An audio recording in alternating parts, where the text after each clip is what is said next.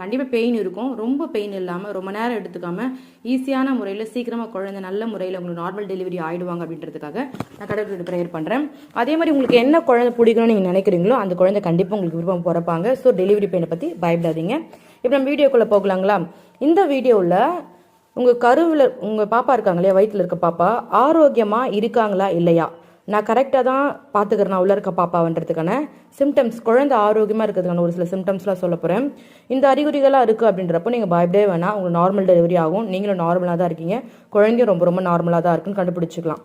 அதாவது ஃபர்ஸ்ட் ப்ரெக்னன்சியாக இருந்துச்சுன்றப்போ திடீர்னு வயிறு வலிச்சாலோ, தலை வலிச்சாலோ, தொப்புள் வலிச்சாலோ, திடீர்னு அதிகமாக வெள்ளைப்படுதல் இருந்தாலும் நம்ம பதட்டமாயிடும். உள்ள இருக்க பாப்பாக்கு ஏதாச்சும் ஆகிடுமோ, இதனால தான் இந்த மாதிரி சிம்டம்ஸ் வருதுன்னு சொல்லிட்டு ஒரு மாதிரி பதட்டமாக பயந்துரும் இல்லையா? ஸோ ஒருவேளை நீங்கள் அந்த மாதிரிலாம் பயந்துட்டு இருக்கீங்கன்றப்போ இப்போ நான் சொல்கிற சிம்டம்ஸ்லாம் உங்களுக்கு 1 by 1 மந்த்லி வருதுன்றப்போ ஓகேப்பா நான் நார்மலாக தான் இருக்கேன்றதை நீங்கள் கண்டுபிடிச்சிடலாம். அதில் முதல்ல மிக முக்கியமான அறிகுறி